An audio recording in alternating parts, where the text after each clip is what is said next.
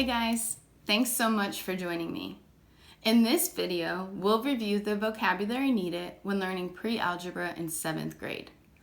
We'll go over what a constant, coefficient, variable, and term are, as well as how to combine like terms using the commutative property of addition. Let's get started.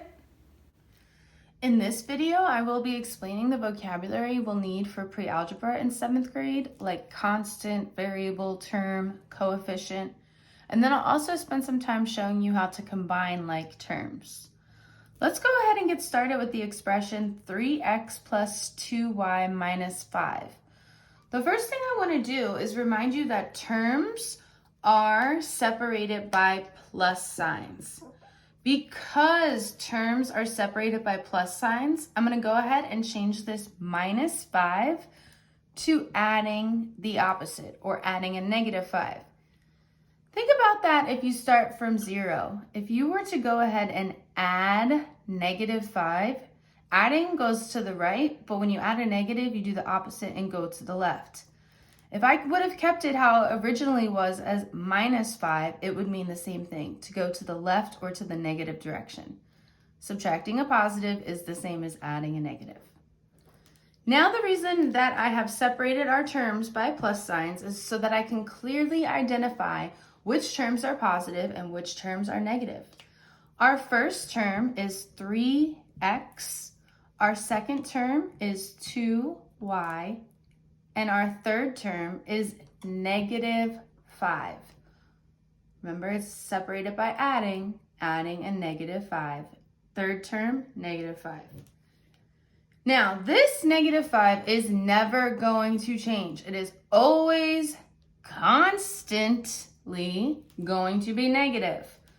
That means that negative 5, a number that does not have a variable, is going to be boxed, and that's what we are going to call our constant. Again, the definition of a constant is a number without a variable. This negative 5 will always be a negative 5. Now you may say, what is a variable? Well, a variable is a letter or symbol that we use to represent an unknown quantity. The variables in this expression would be x and y. Lastly, I wanted to go over what a coefficient is. Now, before we get into this, I want you to think of some words that you know that begin with the prefix co.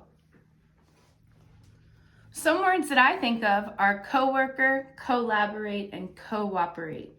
If I'm using other words that have similar prefix co, I can see that co actually means with.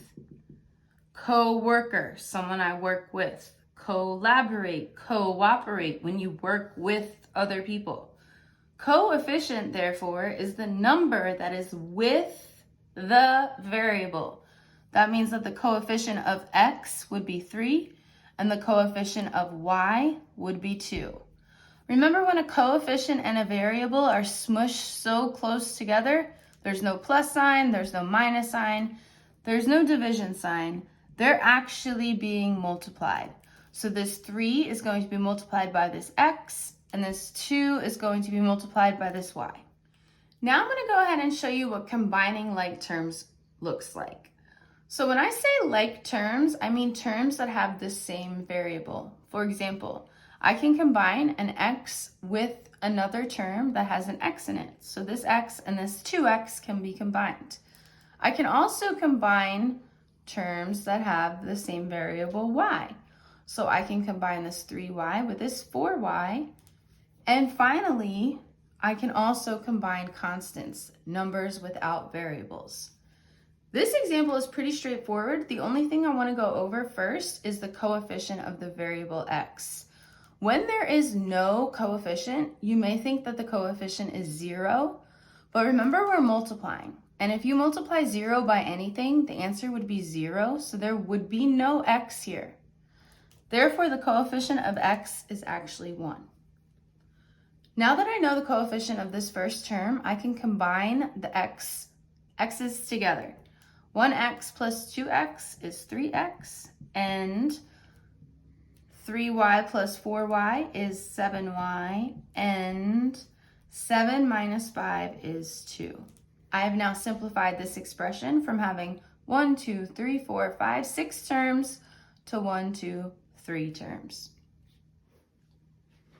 In this final example of combining like terms, I'm going to show you why it's important that you underline your x's once, you underline your y's twice, and you put a box around your constants.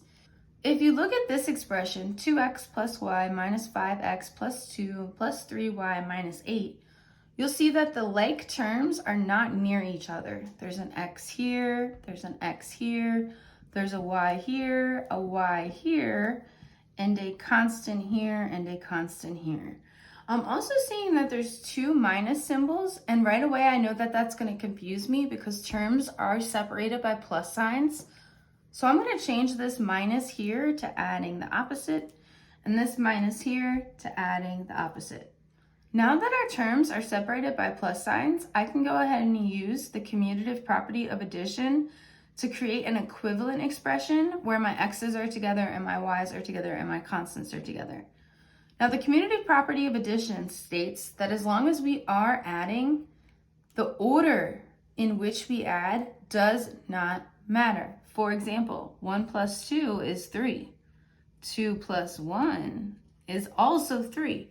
All we did was switch those numbers around, and we can do that because of the commutative property of addition. Remember, when you commute, you go from place to place. These numbers are just switching places. Now I'm just going to go ahead and rearrange these. 2x plus negative 5x plus y plus 3y plus 2 plus negative 8. Finally, I can combine like terms. 2x plus negative 5x is a negative 3x, and y plus 3y is really the same as 1y plus 3y, or 4y, and 2 plus negative 8 is negative 6. The last thing I'm going to do is change this adding a negative back to subtracting a positive, simply because when we are simplifying our expressions, we don't want to have extra symbols. That's going to get really confusing. So we like to minimize the number of symbols as well as the terms in our expressions. Just to recap, in this video, we learned about identifying each part of an expression or an equation using the vocabulary coefficient, variable, term, and constant.